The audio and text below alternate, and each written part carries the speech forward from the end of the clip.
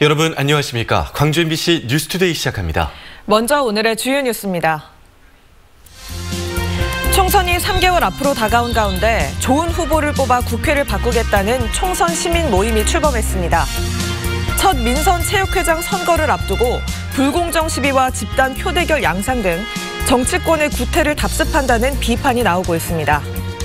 남편을 살해한 60대 여성이 음식에 수면제를 넣는 등 사전에 범행을 계획했던 정황이 드러나고 있습니다.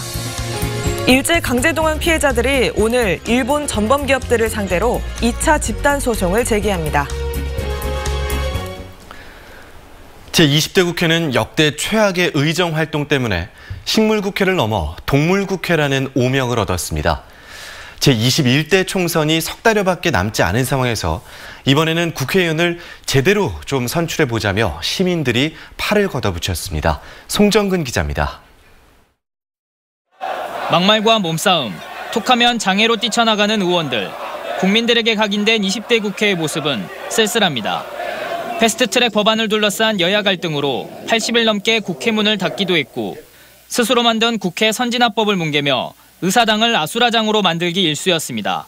김관영 의원이 발의하고 155인이 찬성한 수정한 대로 기타 부분은 원안대로 가결되었음을 선포합니다. 동물국회, 식물국회로 불리며 역대 최악의 국회로 평가받는 제20대 국회에 시민들은 비판의 목소리를 높였습니다. 그 당리당락 진영에 의해서만 움직이는 거니까 예를 들어서 자기의 소신에 의해서 움직이는 것보다는 대부분 다 그렇게 자주 움직이니까 거기에 대한 국민들의 실망이 아무래도 좀 크죠. 이런 상황 속에서 시민들이 국회를 바꿔보자며 한데 모였습니다. 21대 총선은 나라와 광주 지역의 방향을 결정하는 중요한 전환점이 될 것이라며 100여 명의 시민들이 정치개혁 운동에 나선 겁니다. 총선 시민 모임은 먼저 좋은 후보를 선정하기로 했습니다. 후보들에게 10여 개의 정책 질의를 던진 뒤 이를 바탕으로 후보의 철학과 의지 등을 평가하기로 했고 병역과 납세 등 후보들의 신상 문제에 대한 해명을 바탕으로 도덕성을 평가할 예정입니다. 평가 결과 좋은 후보로 선정된 후보는 당선될 수 있도록 유권자들에게 적극적으로 홍보할 예정입니다. 또 국회의원 특권 폐지를 위한 활동을 전개하고 더 나아가서는 국회의원직위를 박탈할 수 있는 국민 소환제 제정 운동을 펼칠 계획입니다. 유권자의 뜻을 좀 더 명확히 후보들에게 전달하기 위해 유권자위원회도 구성할 예정입니다. 대한민국의 미래를 위한 정책을 정당에게만 맡길 수 없습니다. 우리에게 필요한 정책은 우리가 주인이 되어서 만들고 당당하게 요구해야 합니다. 시민을 위한 정책을, 시민이 원하는 국회의원을, 시민이 바라는 국회를 만들겠다며 자발적으로 모인 시민들이 다음번 국회를 어떻게 바꿔놓을지 관심이 모아지고 있습니다. MBC 뉴스 송정근입니다. 4.15 총선에 뛰어든 민주당의 예비 후보들이 자신의 경력과 직함에 문재인 대통령을 앞다퉈 내세우고 있습니다. 광주와 전남에서 문 대통령에 대한 지지가 높다는 점을 노린 전략인데요. 민주당은 후보 경선 과정에서 대통령 이름이 들어간 경력을 허용할지를 놓고 고민하고 있습니다. 이계상 기자입니다. 21대 국회의원 선거에 출마하는 광주 전남 지역 예비 후보자 85명 가운데 절반이 넘는 49명이 더불어민주당 소속입니다. 18개 선거구의 민주당 경선 경쟁률은 평균 2.7대 1이 넘습니다. 경선에는 일반 유권자 여론조사 결과가 50%나 반영되지만 경선에 특별히 관심이 있는 경우가 아니면 대부분 후보들의 면면을 자세히 알지 못합니다. 문재인 정부 청와대니 노무현 정부 청와대니 이런 것만 앞세우는 것 같아서 좀 안타깝고요. 그 후보님들에 대해서 저희들은 알고 싶은데 실질적으로 알 수가 없는 것 같습니다. 이 때문에 많은 민주당 예비 후보들이 문재인 대통령의 이름이 들어가는 경력을 대표 직함으로 내세우고 있습니다. 문 대통령에 대한 지지율이 타 지역보다 높은 광주 전남의 민심을 노려서 여론조사에서 우위를 차지하기 위한 전략입니다. 하지만 청와대 직함만으로 경선 결과가 좌지우지되는 건 후보 개개인의 자질과 능력이 본선 경쟁력으로 이어지기 힘들다는 지적이 일고 있습니다. 이에 따라 민주당 중앙당은 대통령 지지율이 전국 평균보다 월등히 높은 지역을 중심으로 대통령 직함 사용을 제한하는 방안을 논의하기로 했습니다.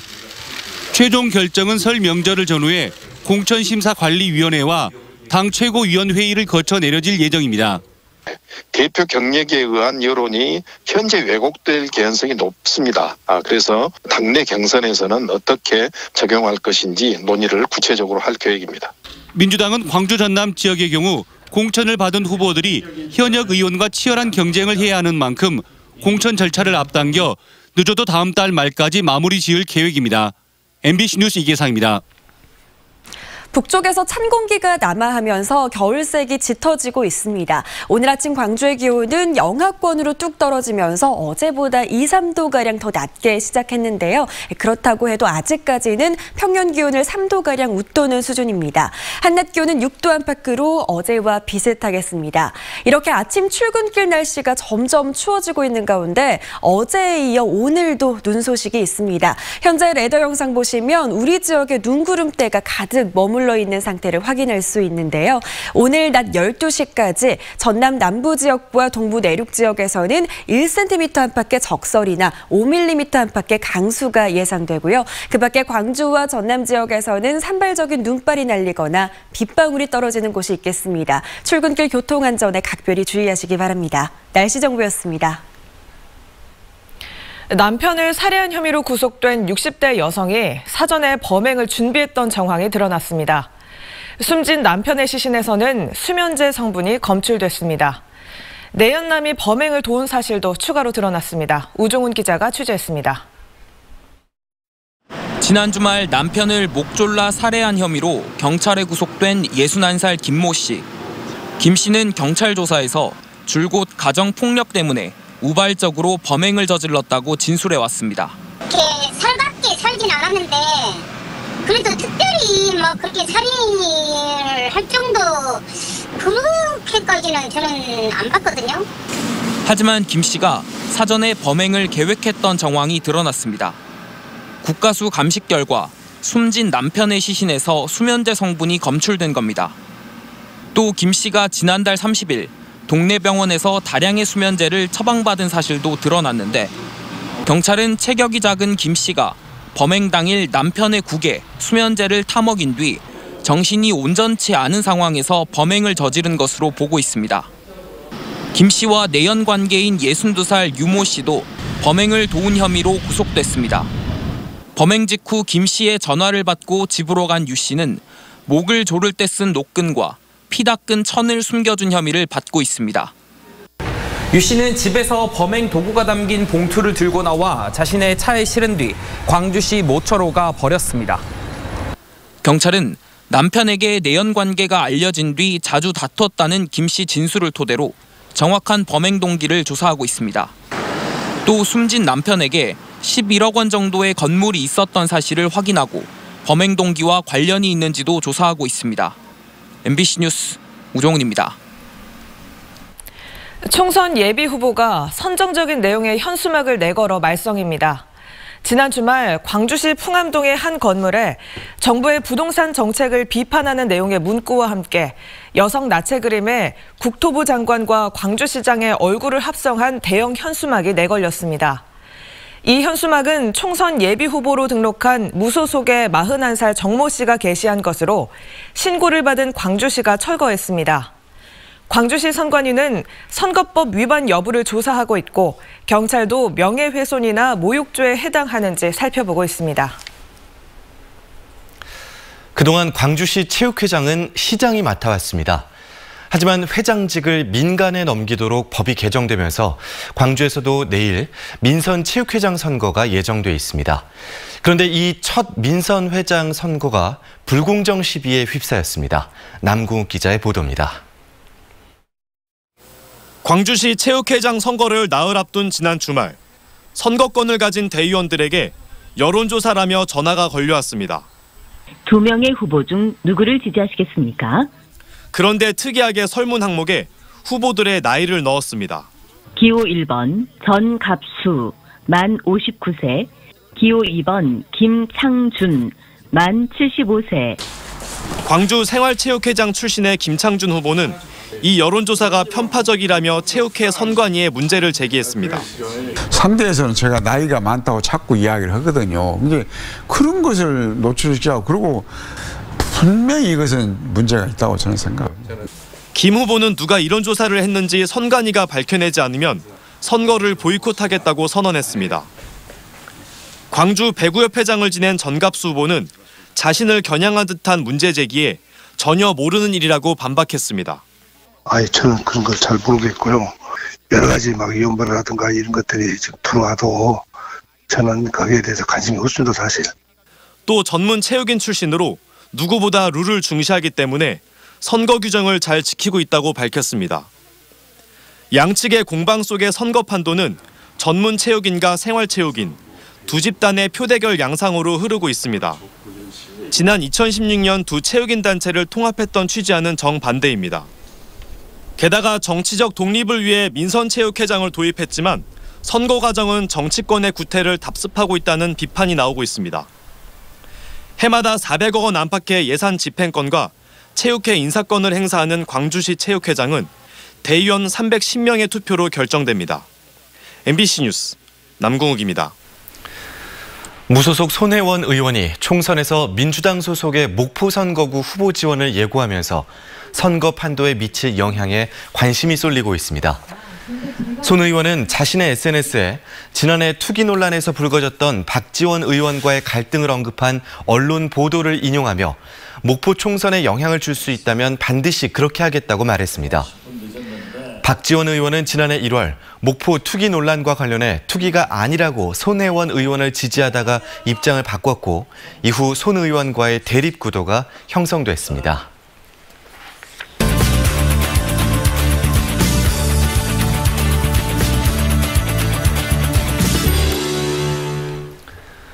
어제 국회 본회의에서 검경 수사권 조정 관련 법안과 유치원 3법 등 패스트트랙 법안이 일괄 처리됐습니다. 여야가 이제 본격적인 총선 체제에 접어들었는데요.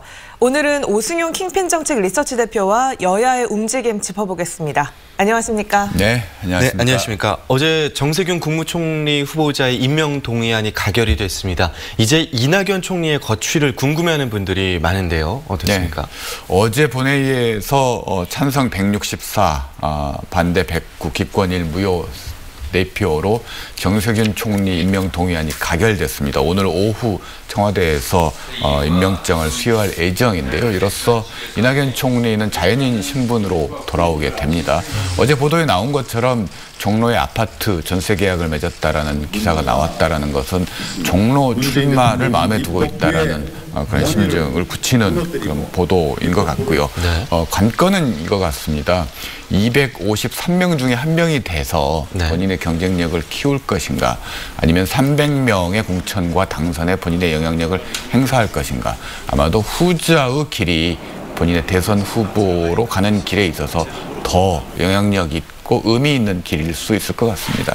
네, 중도 보수 통합을 내세운 혁신통합추진위원회도 최근에 발족을 했는데요. 어떻게 보셨습니까? 기대보다는 과제가 훨씬 많이 남아있는 것 같은데요. 네. 당장 어제 불협화음이 났습니다. 유승민 대표의 경우에는 새로운 보수당을 한국당에 바치지 않겠다라는 얘기를 했는데 같은 당의 하태경 의원은 협상 개시 선언을 불과 3시간 만에 했다라는 거죠. 여러 가지 불협화음, 이해관계가 다르기 때문에 그렇게 그런 일들이 발생할 수밖에 없는 거고요.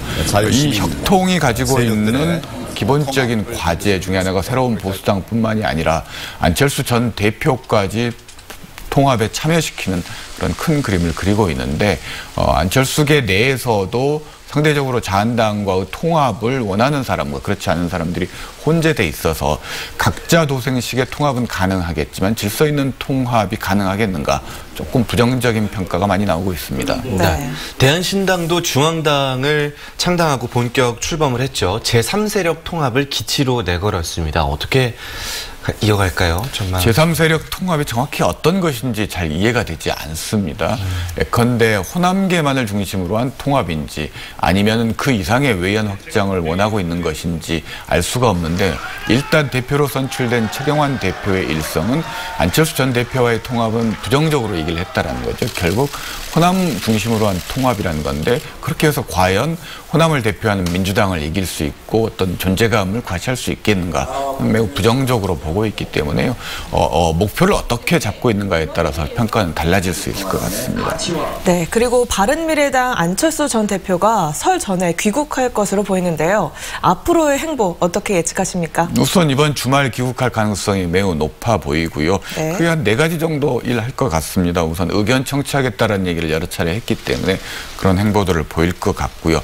독자 신당을 언급하고 있지만 사실은 바른미래당 복귀 가능성이 더 현실적으로 높다고 보여지고요. 그리고 본인이 이 3지대 통합의 주도적인 역할을 할 것인가 아니면 지원하는 역할을 할 것인가도 좀 지켜봐야 될 것 같고, 마지막으로 혁통위에서 제안하고 있는 보수 통합에 과연 본인이 응할 것인가 문제도 본인의 거취와 관련해서 지켜봐야 될 포인트인 것 같습니다. 네, 최근 정가 이슈 오승용 킹핀 정책 리서치 대표와 분석해봤습니다. 오늘 말씀 고맙습니다. 네, 감사합니다.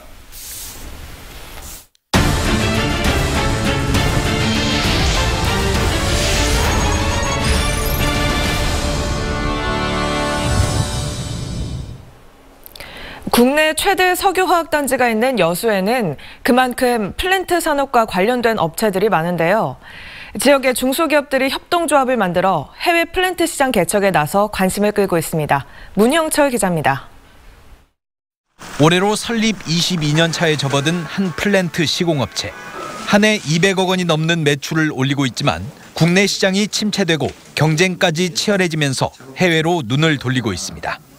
현재 우리 국내의 상황이 저가 수주, 경쟁 업체가 많아짐으로 인해서 국내 시장에서만 활로를 찾기는 아주 어렵습니다. 지역에서 잔뼈가 굵은 이 건설업체도 상황은 마찬가지. 하지만 규모가 크지 않은 중소기업이 스스로 해외 시장을 개척하기에는 현실적 문제들이 적지 않습니다. 그 나라의 법적인 문제라든지 절차, 행정, 그리고 계약이라든지 그런 것도 상당히 문제가 많이 발생이 됩니다. 그런 것을 모르고 왔을 때는 100점 100패하는 거죠. 이 같은 문제에 공감한 중소기업들이 1년간의 준비 과정을 거쳐 협동조합을 설립해 돌파구를 찾고 있습니다. 토목과 기계장비, 시설 유지 보수 등 플랜트와 관련된 각 분야의 전문 업체들이 모여 조합 명의로 해외 플랜트 공사 수주를 시도하는 겁니다. 각 업체 입장에서는 해외 시장 개척에 따르는 금전적, 시간적 부담은 물론 각종 위험 요인을 줄이고 경쟁력을 높이는 효과까지 기대할 수 있습니다. 지금까지 협동조합에 참여한 업체는 모두 9곳. 참여 기업 수를 20여 곳까지 늘리고 수주액 100억 원을 달성하는 게 올해 목표입니다. 현재 동남아와 중동 지역을 타겟으로 잡고 있는데 현지 반응도 일단 긍정적이어서 이르면 이달 말에는 인도네시아 진출에 대한 구체적인 논의가 이루어질 예정입니다. 저희와 같은 형태의 조합 형태를 찾았다는 분들도 있고, 인도네시아 현지에 계신 중소기업법에 의해서 인정된 조합이 만들어져서 대응할 때 거기에 대한 더 신뢰성이라든가 지역 중소기업들의 새로운 시도가 실제 성과로 이어질 수 있을지 관심이 모아지고 있습니다. MBC 뉴스 문형철입니다. 일제강제동원 피해자들이 오늘 일본 전범기업을 상대로 2차 집단소송을 제기합니다. 이번 집단소송에는 지난해 근로정신대 시민 모임이 추가로 모집한 일제강제동원 피해자 가운데 33명이 원고로 참여해 미쓰비시 중공업 등 6개 전범기업을 상대로 손해배상을 청구합니다. 한편 지난해 4월 제기한 1차 집단소송에는 피해자 54명이 참여했고 현재 재판 기일이 잡혀진 것으로 알려졌습니다.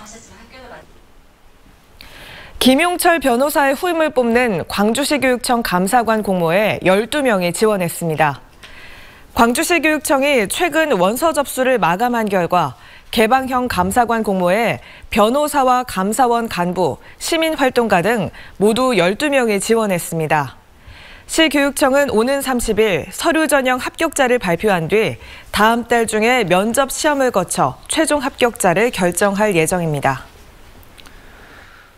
정종훈 신임 조선대학교 병원장이 취임했습니다. 정종훈 병원장은 취임사에서 환자 중심의 선진 의료를 위해 우수한 의료진과 최신 의료 장비 등을 확보하겠다고 말했습니다. 정 병원장은 조선대 의대를 졸업했고 조선대병원에서 기획실장과 부원장 등의 보직을 역임했습니다. 올해 지역 상품권 발행이 급증할 것으로 예상되면서 전라남도가 부정 유통 점검을 강화합니다. 전라남도는 이른바 상품권 깡을 근절하기 위해 가맹점 현장 점검과 상품권 사용 실태 모니터링을 강화하고 부정 사용을 적발하면 부당 이득을 전액 환수 조치할 계획입니다. 올해 시행되는 농어민 공익수당이 지역화폐로 지급되면서 전남의 지역화폐 발행액은 지난해 1,100억 원에서 올해 2,500억여 원으로 늘어날 전망입니다. 설을 앞두고 지자체별로 농수특산물 특판 행사가 잇따라 열리고 있습니다. 완도군은 오는 23일까지 서울과 세종시에서 해조류 판촉 행사를 갖고 완도 특산물 판매업체가 입점한 완도군 이숍을 통해서도 설 특판 행사를 열고 있습니다. 해남군은 직영 쇼핑몰인 해남미소를 통해 1,800여 개 농수특산품을 선보이고 있습니다.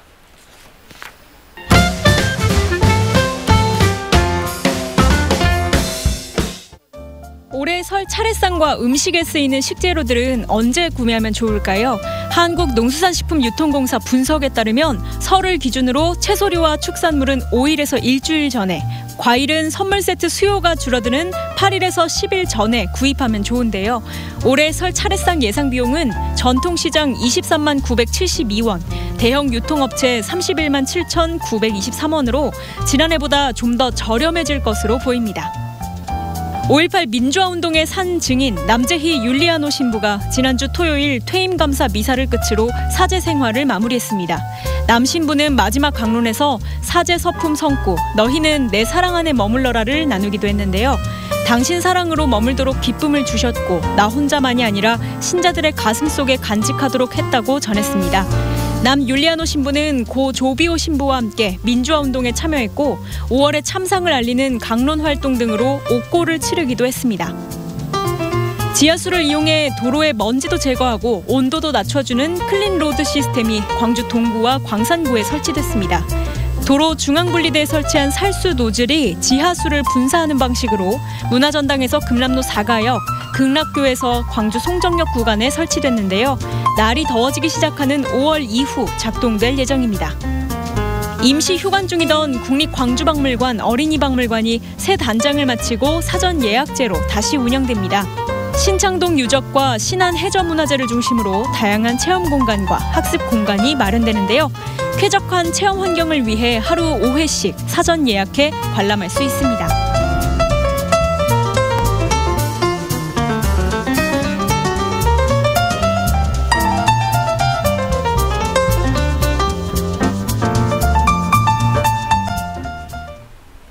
이어서 희망 2020 나눔 캠페인에 성금을 보내주신 분들입니다. 담양군 가사문학면 청촌 리아합창단에서 5만 원, 청촌 얼수풍물패에서 5만 원, 담양읍 5개 1, 2주민이 15만 원, 장성군 삼서면 드림 공동체 영농조합에서 20만 원, 고생 3리 주민들이 15만 원, 홍정 1위 주민들이 12만 원, 동행회 회원들이 20만 원, 소룡 1위 주민이 12만 원, 나주시 금천면 5강 1위 연동마을 주민들이 20만 원, 신천 1위 방충마을 주민들이 7만 원, 신천 1위 농소 구내마을 주민들이 11만 원, 원곡 1위 원촌마을 주민들이 15만 원, 월산 3리 월정마을 주민이 8만 원, 신가 3리 이내 동선마을 주민이 12만 원, 고동 1리 고안마을 주민이 26만 원, 석정 1위 천성마을 주민이 20만 원, 5강 1위 금구마을 주민이 30만 원, 촌국 1위 본촌마을 주민들이 30만 원, 동학리 춘정마을 주민들이 10만 원, 신가 1위 신촌마을 주민들이 15만 원, 나주시 노안면 안산 1위 평산마을 주민들이 12만 원, 학산 1위 용산마을 주민들이 23만 원, 곡성군 죽곡면 창기마을 주민들이 10만 원, 고치마을 주민이 5만 원, 죽성마을 주민이 10만 원, 남양마을 주민이 10만 원, 연화마을 주민이 10만 원 보내주셨습니다. 성금을 보내주신 분들께 감사드립니다.